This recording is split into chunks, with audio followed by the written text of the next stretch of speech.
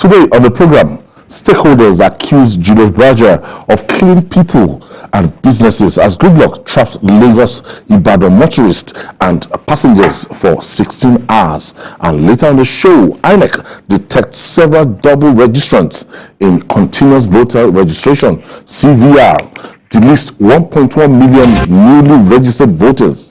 I'll be hanging out with Adewale Adeoye and Mujit Jamiu. So if you're set, let the hangout start now.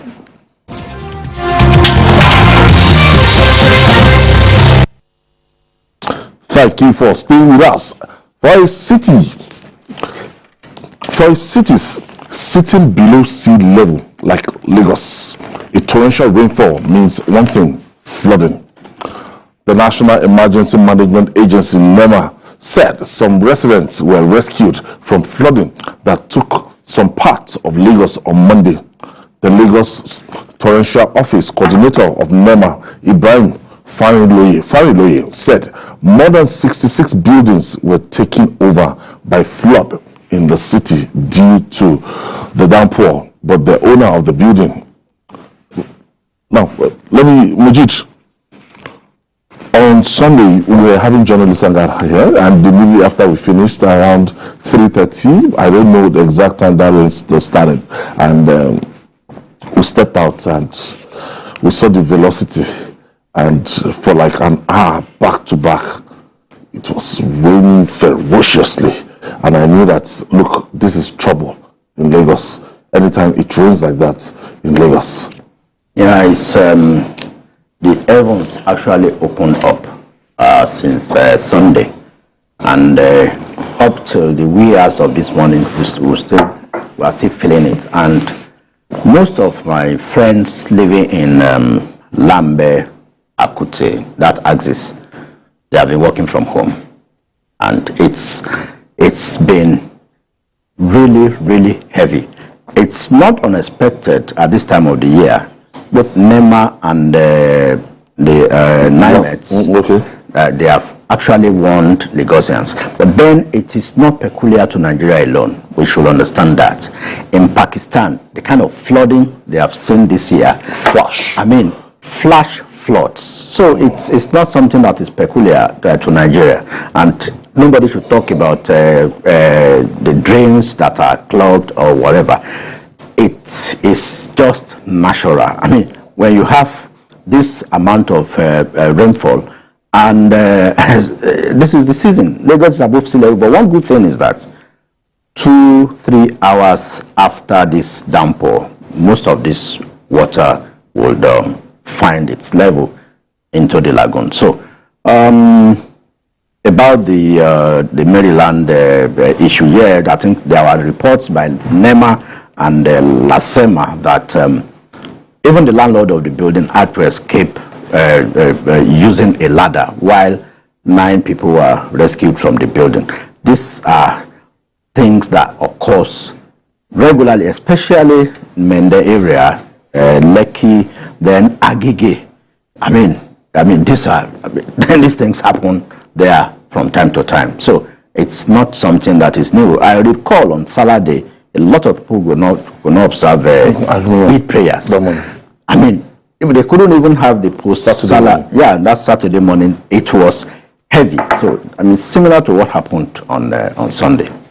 Now, when you look at the situation in Lagos State, the population and Lagos State being below sea level, but residents, over 20 million people, we've not gotten it right in terms of, government constructing drainages all over, and we even taking care of our drainages across. But when it's raining, it's an opportunity for some people to actually carry their refuse and throw it to clog the drainage. I think around July 9, we had a similar heavy. That was on Salah. That was Salah day. Yeah, and it's rained for days unending. And I remember that the situation was almost the same as what we had this last Sunday. Well, like Mojit said, it's a global phenomenon. In Pakistan, close to 500 children are lost into the flood. That the UN Secretary General even had to travel to Islamabad. And we have had reports about sinking cities. Lagos is one of them.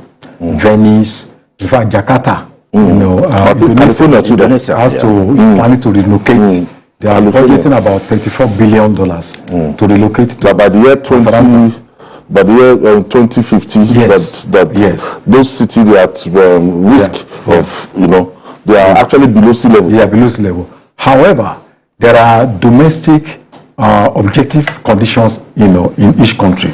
One of the problems we have in Lagos, is that Lagos is experiencing an outpouring of migrants, which is due to so many factors. The conflict in the Middle Belt, the crisis in the Maghreb region. Lagos is now seen as the safest place. Even people from Abuja, they are relocating to Lagos. And I think in 2017 or thereabout, one commissioner in Lagos said there are about 6,000, people that come to Lagos every day. And if you look at the economic situation in 2017, it wasn't densely populated. But now, I think the former governor said 86 people in 1 minute.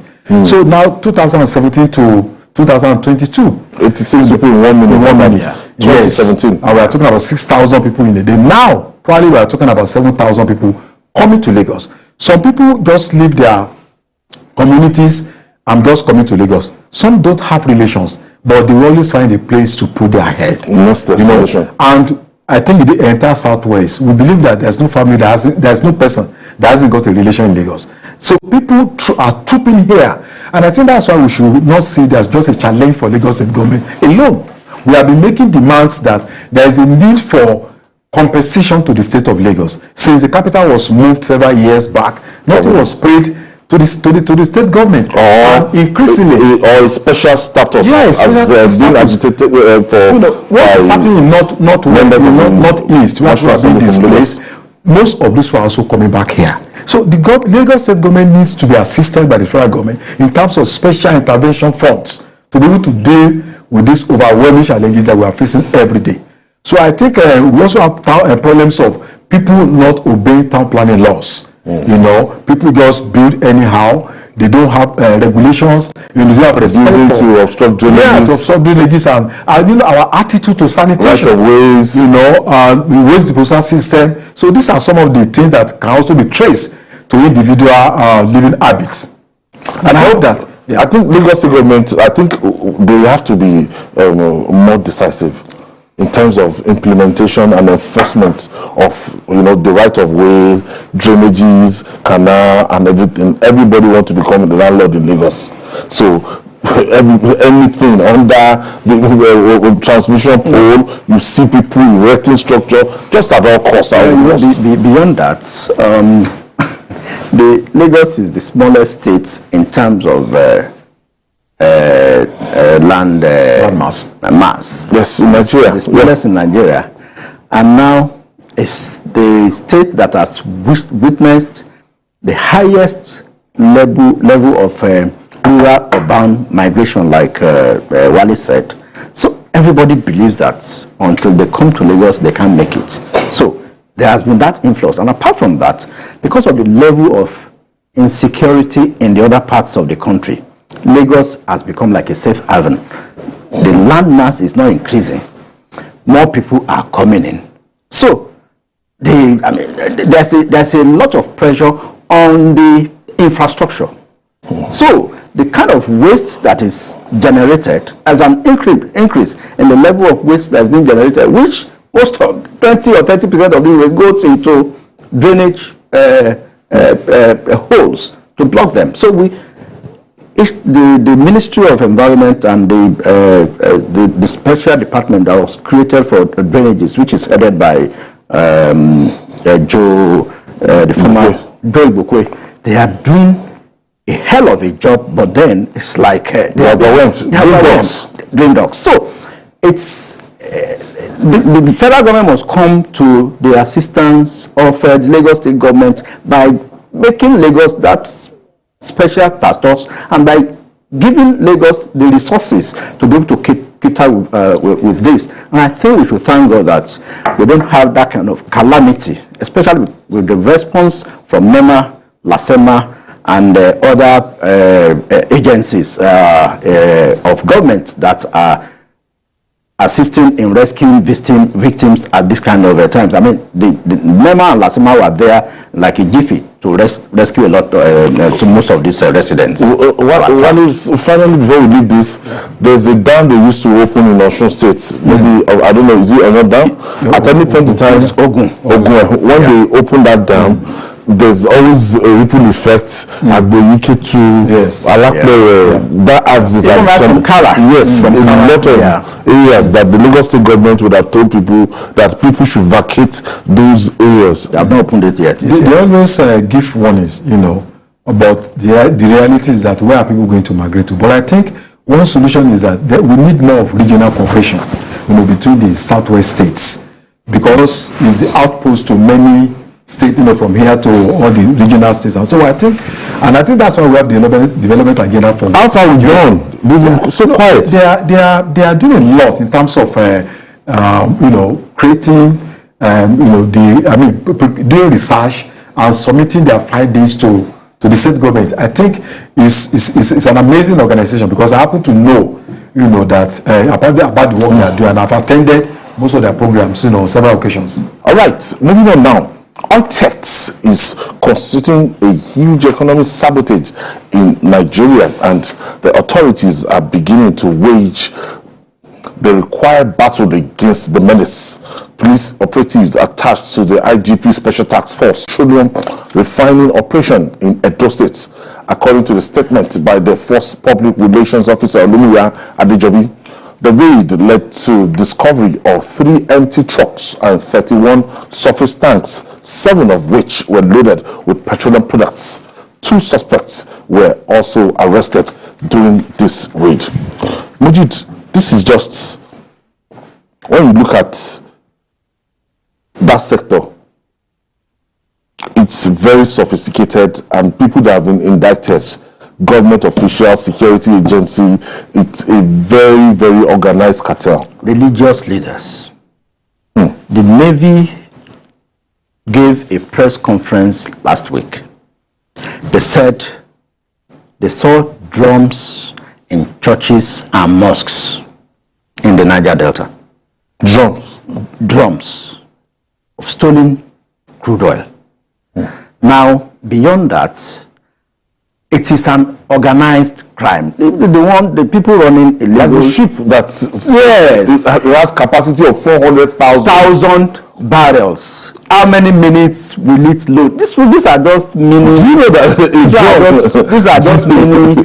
And in 400,000 barrels is 1 barrel is about 32 liters. 32 liters. Yes, in 1 barrel. So that's commercial quantity. Yeah. Now, let me blow your mind. A study of oil thefts in the world shows that Nigeria is ranked highest in crude oil theft of about 400,000 barrels per day. The next country to us, Mexico, want to know 40,000. From 400,000 1 to 40,000. So now we are losing about $700 million monthly as a result of organized drop in revenue. You see, all these, the ones in legal refineries, they are not our problems. Our problems are at the loading base where this organized cartel. Organized cartel. That's why so when you look at the counterfactual, the 4 billion naira contract awarded to Tompolo per month will, it's like we are helpless. Will save Nigeria almost $700,000.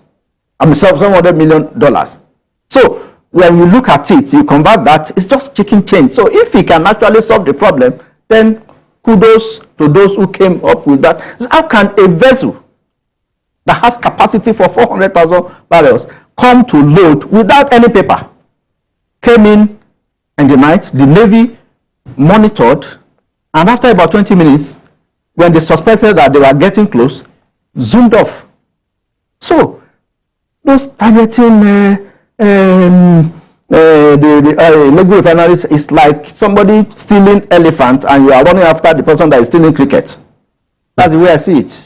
Wale, This is economic. It can be referred to as economic sabotage. It's a very unfortunate thing. But we should bear in mind that this problem has been there for a very long time. We are talking about 20 years. And we seem not to have a solution to the problem.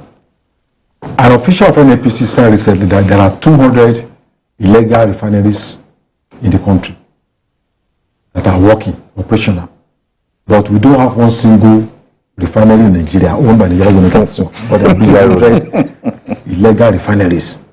What these guys do is that they tap into the pipelines, pump the oil, crude oil, into to the forest where they have a small refinery, heat it up, and then funnel the, extraction into a cooler where they now sell their products. They produce kerosene, they produce diesel and also petroleum. Yeah. And then they make a lot of, millions. It's an organized crime.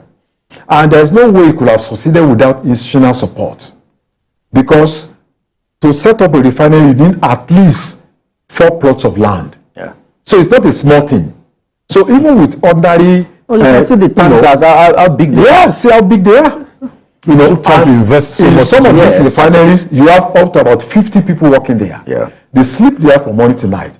Now, the consequences are part, from the being a drain on the Nigerian economy. Like Mogid says, $700 million, in a day. It's also a kind of environmental genocide on those communities because they don't have regulations for control of pollution that's been flared. Yes, they destroy and the impact on the health, pollution, cancer, all sort of genetic related environmental problems. So, and even the aquatic products, natural products, fishes and all that. So I think we are happy that the police has been able to storm a particular place, but then there are still about 200 refineries, illegal refineries out there that we all know, but it seems nobody is doing anything about it. We are quick to criticize government. We are quick to say all is not well with the country and things are not working and everything. But you just see an average Nigerian is interested in hurting the country, as in pipeline vendors all around. That is what they live on. Community, they know. The community leaders, they know in conspiracy with them. If you go to the Niger Delta, you see some houses, some farms, farmlands where you see the pipeline. After several years, the pipeline is now on the surface, supposed to be buried underground. You see some of them are already weak and ruptured. A lot of money is spent yearly on pipeline repairs by the pipelines and products marketing company. Now under the NNPC Limited. But you see some of these things like we are all human beings, we are all Nigerians. You see economic sabotage at the highest order. That's where it happens.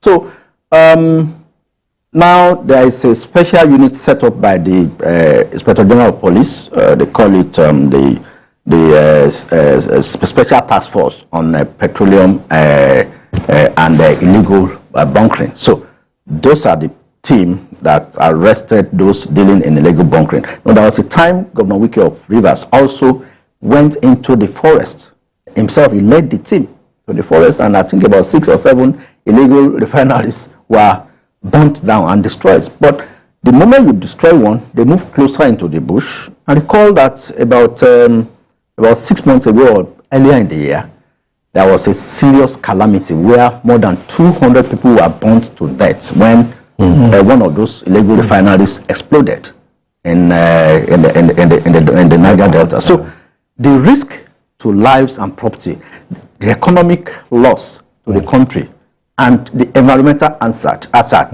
to the people living around that area, even to those families. Okay, let's take our first caller.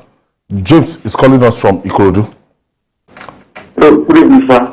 Good evening, James.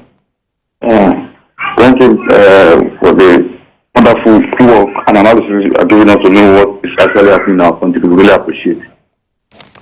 What's really happening in the Niger Delta is, just as I said, it's a very organized high cartel crime being perpetrated by these highly placed people who are there to represent the economy, and it's high time the government take drastic measures to stop it before they completely break down the economy. Because the level of this crude oil theft, this is not something that just started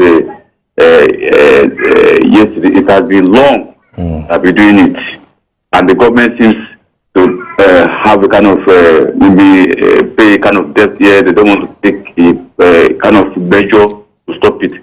But after giving out the contract now to Tompole, we hope that you'll be able to save our economy, to safely safeguard this. God bless you, and have a nice day. Thank you. So it's something that I think the civil defense, I think it's part of their mandate. Yes, to monitor pipelines and everything. Oil theft. So instead of following individuals to party, carrying bags for madam, I think they should just step up their game and face what they were established to, carry out. Yes, certainly. But you see why this problem is very difficult to deal with is that there is a sense of community ownership, community support. They feel some communities, because when these people make a lot of money, they buy cars, they give funds to the communities. To hungry people, they pay school fees of even people that are in schools and all that. So they do a kind of projects in those communities. So they find a situation where those communities are also giving them tactical support. Yeah. And of course, before you can deal decisively with these people, you need information. You need the host communities to be able to show some level of resentment. But there's a kind of collaboration. We don't love this country. So that's why it's very difficult. Nobody is ready to lead you there to say, okay, come and uproot them, because they also see it as their own share of the national cake. So we need a kind of a new reorientation to give hope to the people that illegal institutions, criminal enterprises cannot be the best option to deal with their daily needs. Aramco in Saudi Arabia is the biggest oil company in the world, and from the loading bay right to refining and distribution, there is a network as big as a mini stadium where everything is monitored. Even if there's a leakage in a particular pipe, they will know. But in Nigeria, how many years of NNPC? I hope the change of name or the limited whatever, it goes beyond just changing names. We need tactics and logistics. But with the culture of characters there, I doubt if they have the capacity to deliver. Because at a time, other countries are making a huge boom from high oil prices. Nigeria is suffering. We are a lot of shut-ins, a lot of stolen crude oil. So this is the first time that there will be a boom in the global oil industry, and we are not benefiting. We would have projected $50, $60, and yes, we will sell for $100. Our excess crude reserve now ought to have grown beyond 20 billion. I doubt $20 billion. I doubt if we have up to $2 billion there. Even our external reserve, we are busy using it to defend the naira. To defend the naira. Between January and now, the CBN has defended the naira with more than $7 billion. At what cost? And that's why those who are paying school fees, those who need the dollar genuinely, they cannot get it. These are some of the problems. These are some of the issues. It is a serious problem that is economic based, and whatever effort the government needs to take to tackle oil theft, those measures should be put in place. I will say the next administration, whoever succeeds in becoming the next president of Nigeria, because it's a country that is bleeding seriously. The next president is going to inherit a mess. The country is messier than it was in 2015.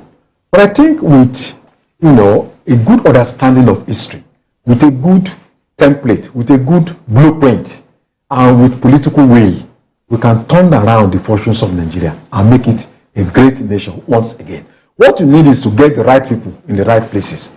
Nigerians are ready to support a government that they discover is genuinely committed to addressing their fears and aspirations. It's just that when they are hopeless, then they decide to turn their back to the government. Okay, only time will tell. We'll wait for 2023 elections so that the next administration. We'll take this break. When we come back, we'll talk about the hardship along the Lagos-Ibadan Expressway. You don't want to miss that. Stay with us.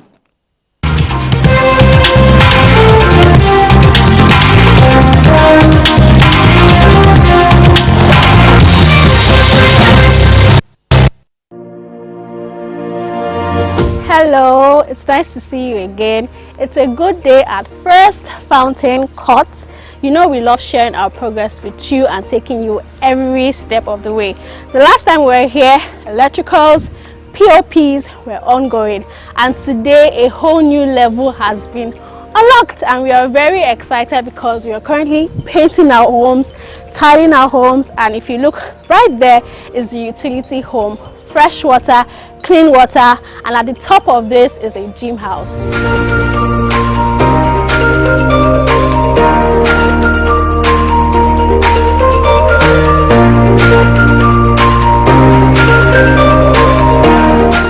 We are really excited, and if you haven't subscribed to First Fountain Home, now is the time. Call the numbers on your screen or visit our website. Let's hear it from the brand builders, brand enthusiasts, brand promoters, and brand heroes. The 2022 edition of Marketing Edge Awards and Marketing Summit honors outstanding marketing professionals at a 2-in-1 epoch-making event, which holds on Friday, September 16th, 2022. Guest speakers at the Marketing Summit, Mrs. Tolulope Adedeji, Marketing Director and Board Member, AB InBev West Africa, and Mr. Emeka Okeke, Founder and CEO, Media Fuse Densu. Special guest of honor and keynote speaker at the award night, Lagos State Governor, Mr. Babajide Sanwo-Olu. Special guest of honor, Executive Governor of Ogun State, Prince Dapo Abiodun, who will also deliver the opening remarks at the event. Venue, Harbour Point Hall, Victoria Island. Time, 5 p.m. prompt. Attendance is strictly by invitation. Marketing Edge, promoting the brand idea.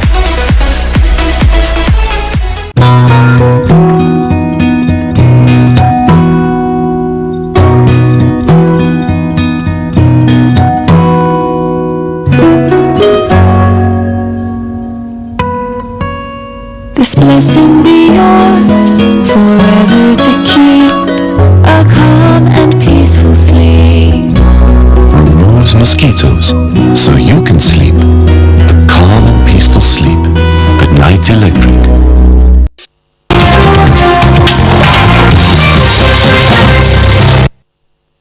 Thank you for staying with us. This is Journalist Hangout.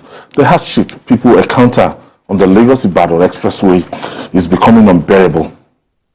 Transporters and commuters using the expressway have accused construction giants Julius Berger of being responsible for accidents and robbery incidents happening along the Long Bridge axis of the road.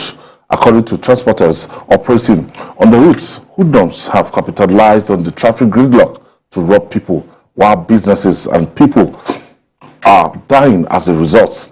They accuse Julius Berger of not helping to ameliorate sufferings of the people on the busiest road in the country. MJ, Julius Berger, they have to do their job. This administration is one now, and I know that one of the mandates is President Buhari must open Lagos-Ibadan Expressway, commission Lagos-Ibadan Expressway, the second Niger Bridge, and some other landmark projects before his exit, the terminal date, on the 29th of May. So they are actually working to meet that deadline. If you I think from the 7-Up, the 7-Up axis here, From 7-Up to Kara.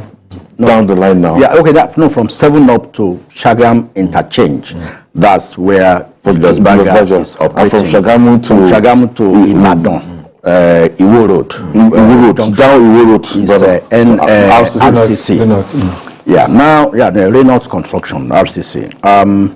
The pain, that, you see, this is not say I've been a victim. And I said, I don't know, Habib.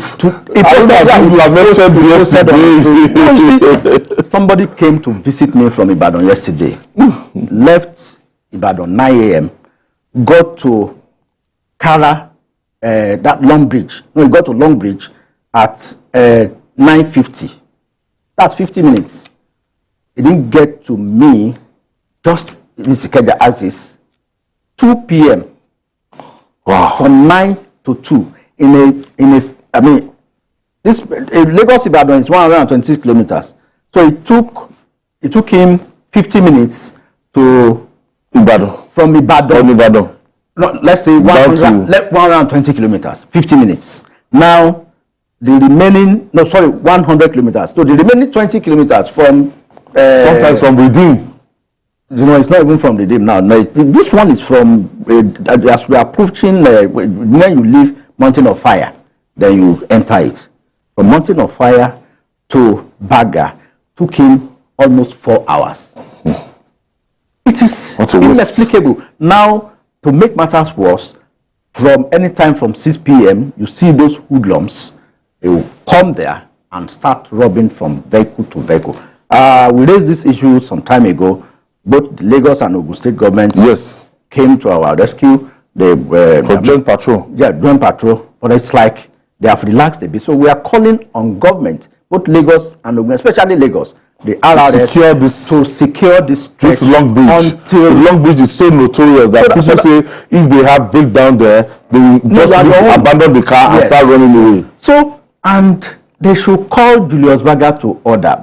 Fine is a federal government contract, but Lagosians are suffering.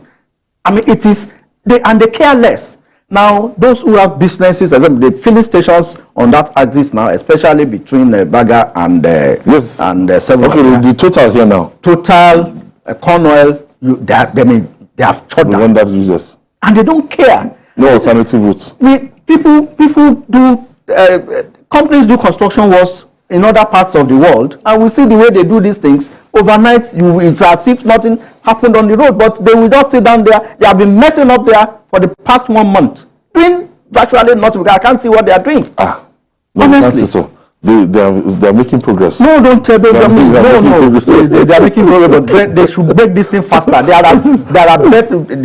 they should not tell us that it is the rain that is slowing them down.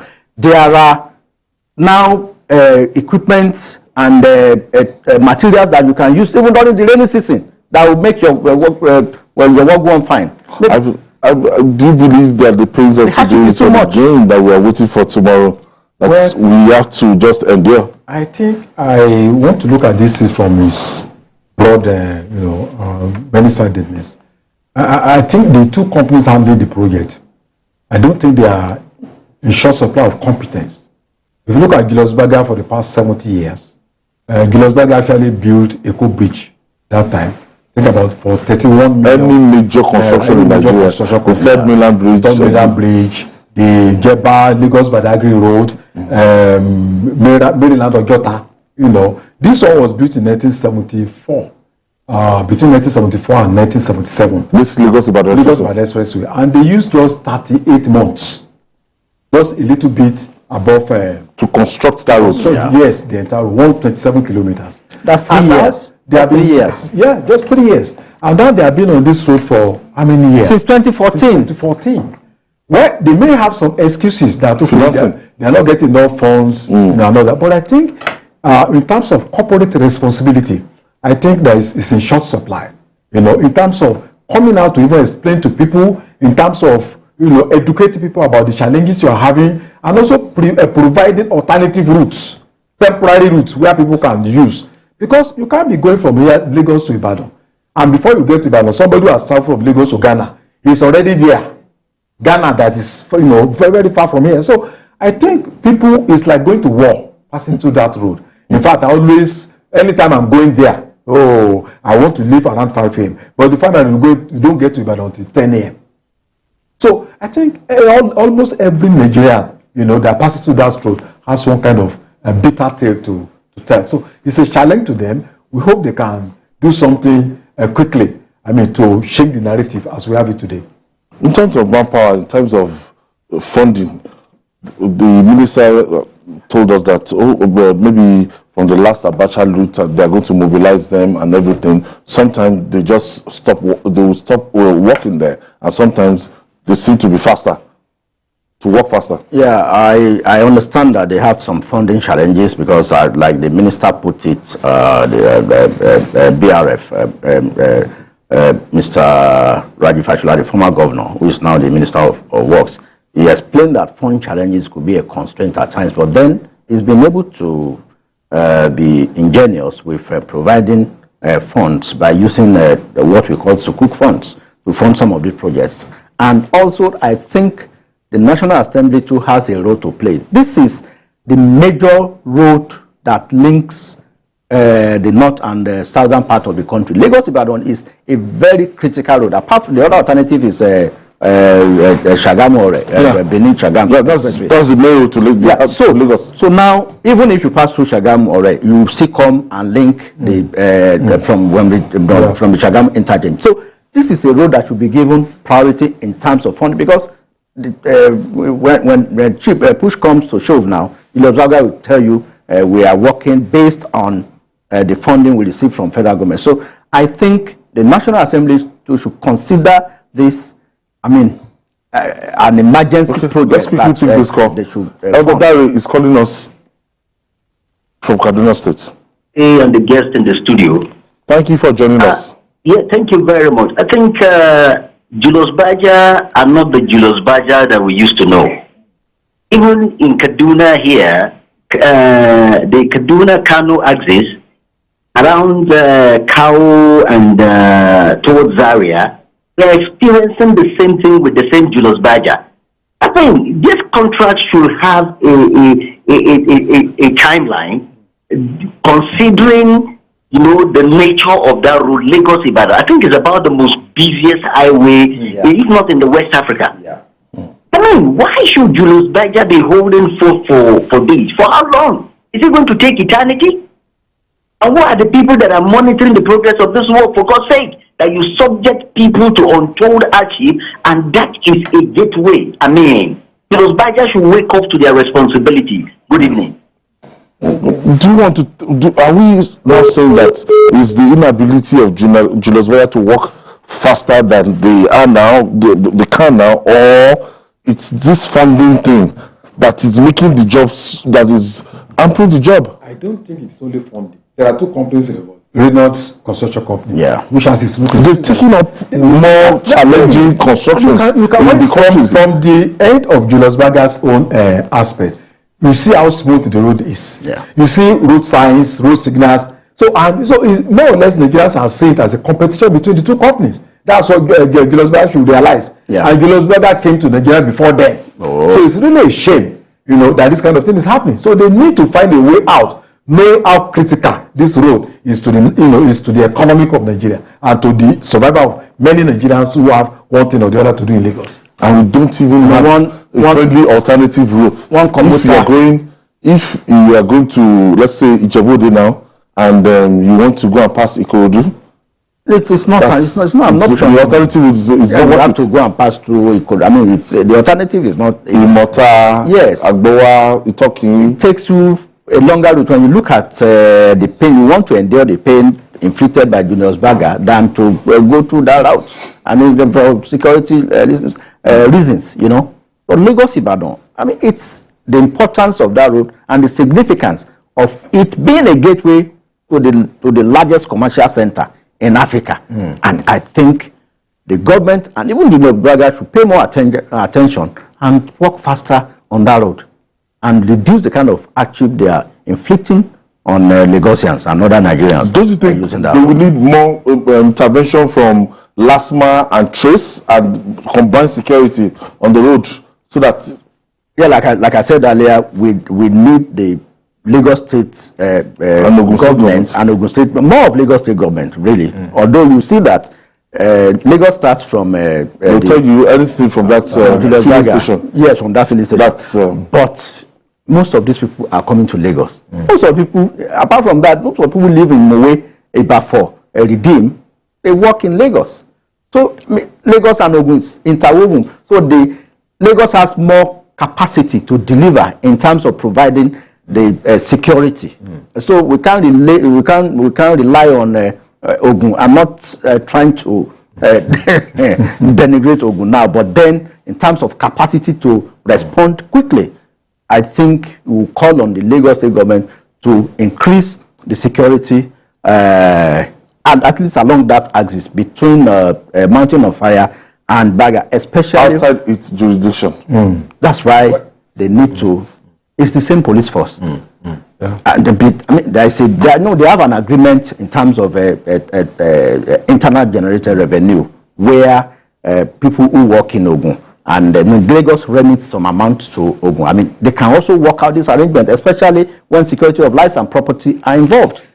Some people are taking this advantage to inflict pains and injuries to the extent of even shooting and killing there on that axis, especially when it becomes like from 5-6 p.m. in the evening.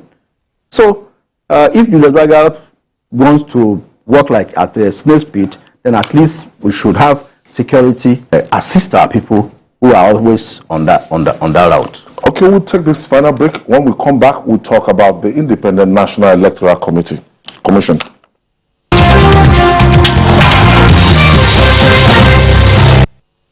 The federal government, through the National Primary Healthcare Development Agency, announces the availability of COVID-19 and childhood vaccines nationwide. With the disturbing increase in reported cases of COVID-19 infections across Nigeria, protect yourself and loved ones from the harmful virus by getting vaccinated. Visit the nearest public or private health facility and mass vaccination sites today to receive the first, second or booster doses of COVID-19 vaccines. COVID-19 vaccines are given to persons 18 years and above, including pregnant women and breastfeeding mothers, while childhood vaccines are given to children from birth to 5 years for protection against polio, hepatitis, yellow fever, measles, meningitis, and other vaccines-preventable diseases. All vaccines are free, safe, and effective. For inquiries, visit www.nphcda.gov.ng or call 0700-220-1122. This message is from NPHCDA in partnership with the Center for Democracy and Development (CDD) with support from MacArthur Foundation.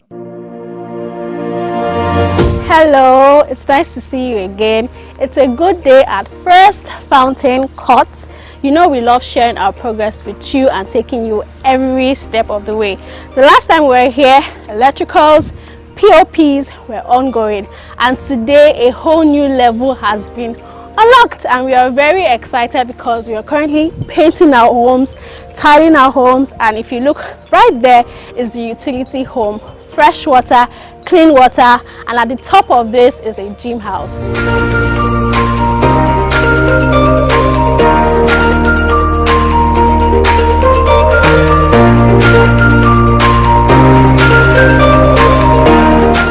We are really excited, and if you haven't subscribed to First Fountain Home, now is the time. Call the numbers on your screen or visit our website.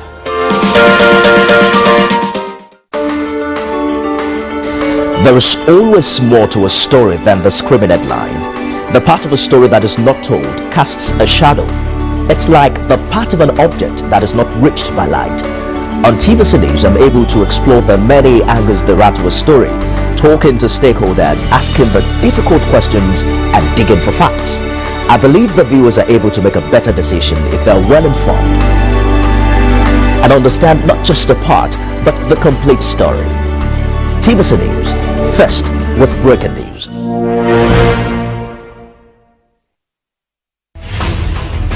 In the month of September, the focus of the world is on childhood cancer awareness, which begins from the 1st to 30th. Then 8th is International Literacy Day, while the International Day to Protect Education from Attack is on the 9th.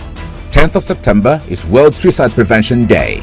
It's 21 years after the 9/11 attack, and on 11th of September, the world commemorates the 9/11 anniversary. On the 13th is exactly 1 year after the Kogi Correctional Center attack, as 240 inmates escaped. International Day of Democracy celebrated on the 15th. On the 16th, focus shifted to International Day for the protection of the ozone layer. The world celebrates Patient Safety Day on the 17th. 21st of September is International Day of Peace. On the 26th, the world celebrates the International Day for the Total Elimination of Nuclear Weapons, followed by World Tourism Day on the 27th. 29th is World Heart Day, while 30th is World Maritime Day. Brace yourself for an interesting September. Stay with TVC News.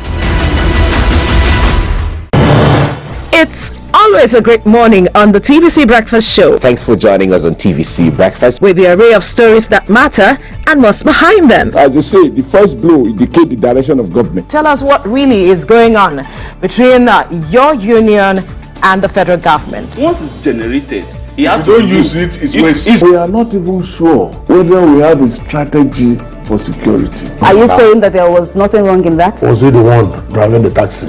Answer the question. Reveal your morning with all you need to know. Like yes. Just mundane lyrics. Yes. How does that fit into your scheme of events or duties right now? No chief of staff, no general has the right to call a governor to order. The governor has been elected by his people. Start your day right, because this is the breakfast show that adds to your breakfast. TVC Breakfast, weekdays at 7 a.m. only on TVC News.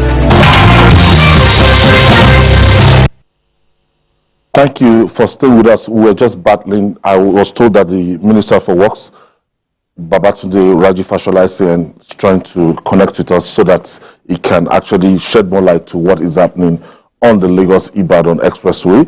And in the course of the program, if we're able to get in touch with him, we patch up with him from Abuja. Now, preparations by candidates, the political parties, the electorate, and the electoral umpire on top gear for each field 2023 elections. In one of such activities, the Independent National Electoral Commission, INEC, says it has discovered several double registrants in the Continuous Voter Registration, CVR. In a statement, INEC Head of Information and Voter Education, Festus Okoye, said the irregularities were discovered during cleaning up of voters' register with the use of automated biometric identification system, BIVAS.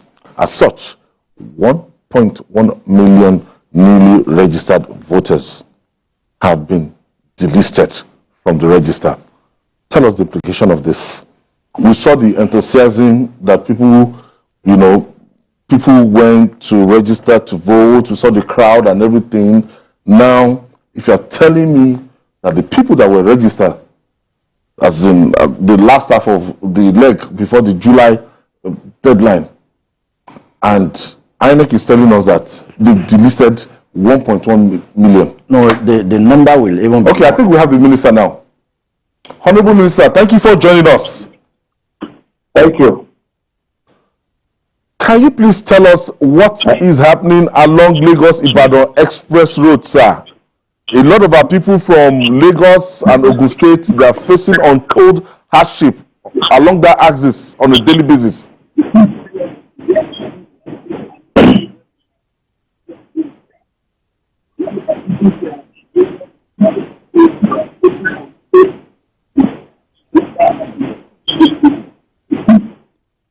Okay, if you can hear me. Good evening. Yes, if you can hear me. Please go ahead. Can you hear me? I can hear you. Loud and clear, sir. Thank you very much. Good evening. And it is not my nature to bump into programs like this, but I tuned in and I saw that you are dealing with this matter that has generated some very serious public interest, and I feel duty bound to shed some light on it. First of all, let me say that I empathize with the difficulty that citizens are facing trying to navigate their way in terms of getting on with their daily lives. But we are between a rock and a hard place. We have to build through an existing road that at least 40,000 vehicles use every day. Now, first of all, in terms of comparison with the Ibadan end, the traffic volumes are not as high as the Lagos end. The traffic volumes there are roughly about 20,000 vehicles. because they divert at Sagamo. Okay.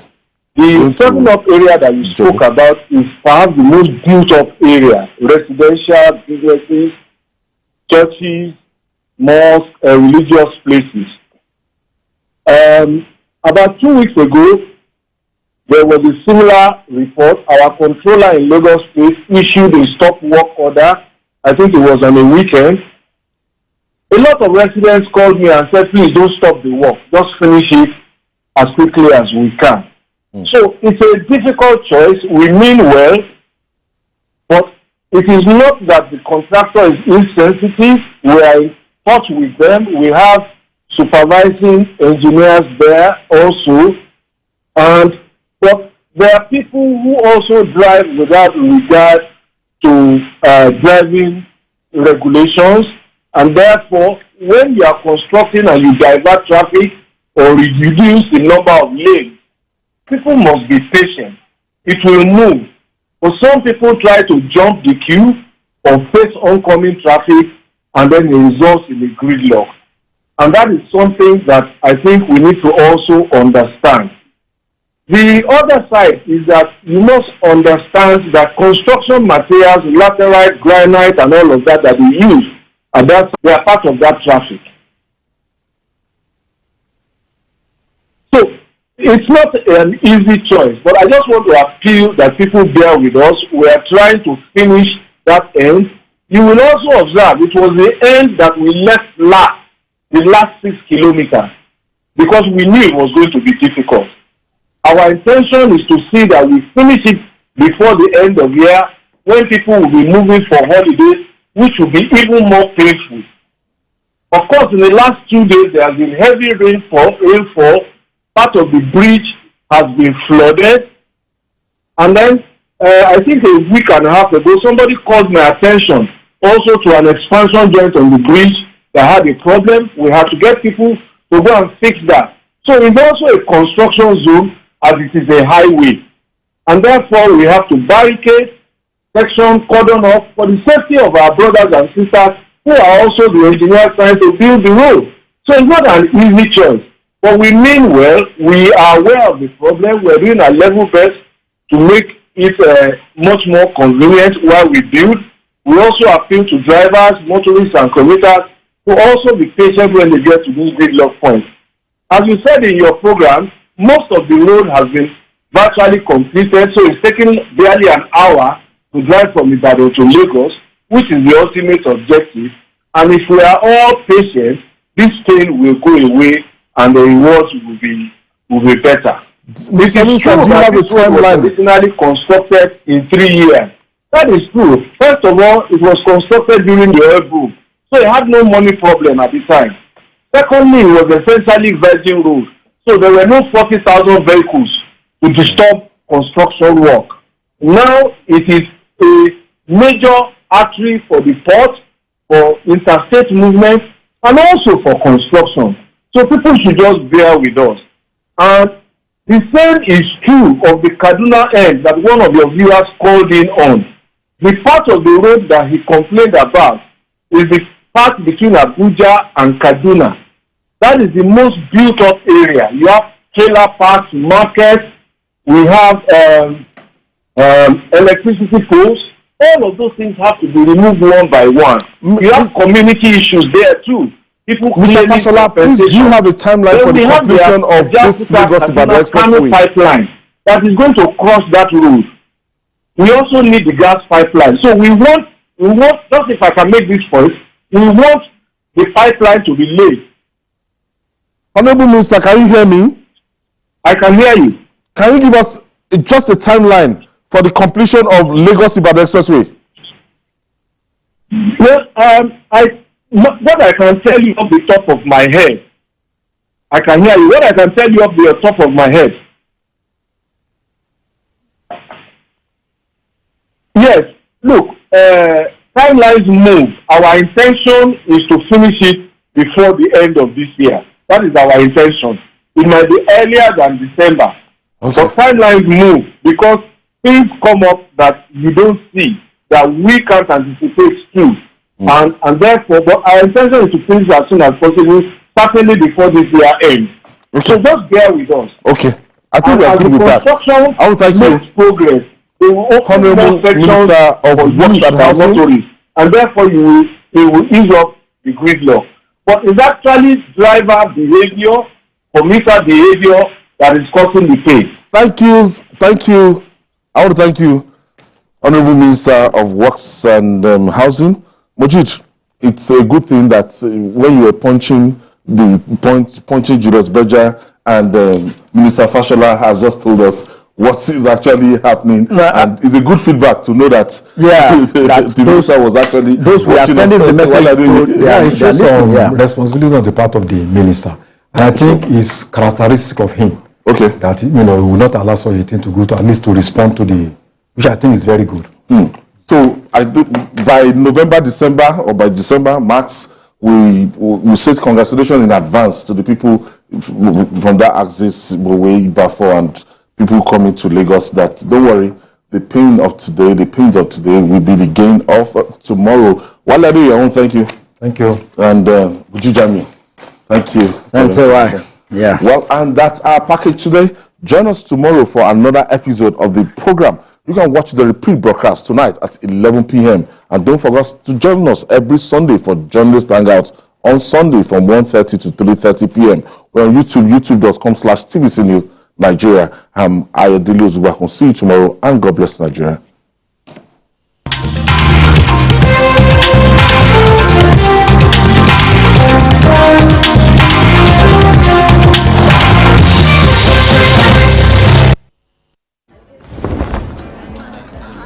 It's not just a party. Spiritual ginger. It's where we jaye.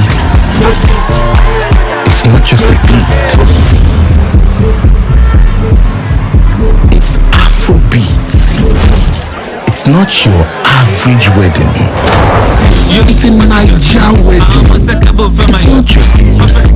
It's what makes us loudly Nigerian.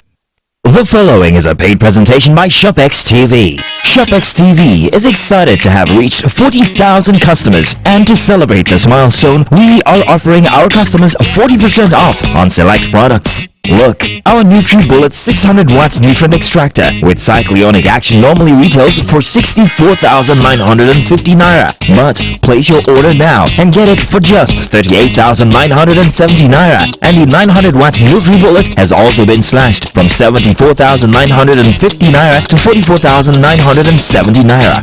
Amazing!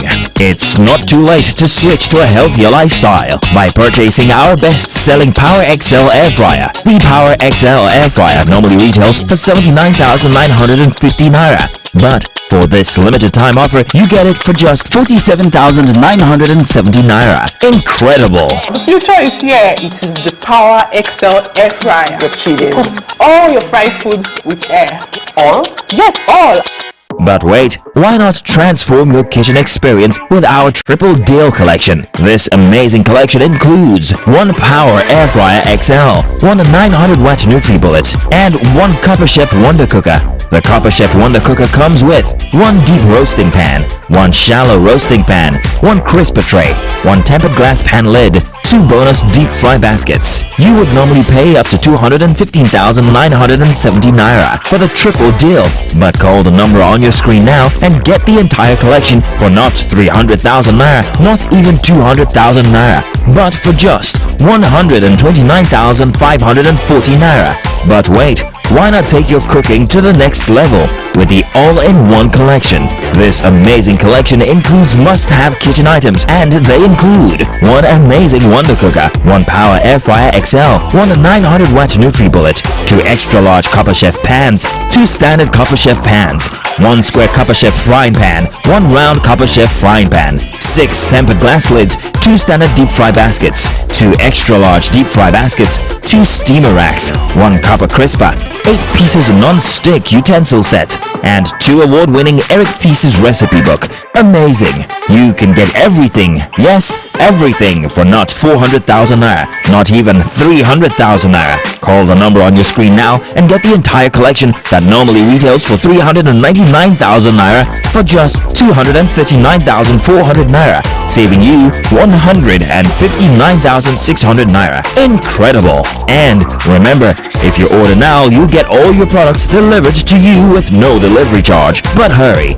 This special promo is for a limited period only, so call now or visit our website to get your orders while stock lasts. The proceeding was a paid presentation brought to you by ShopX TV.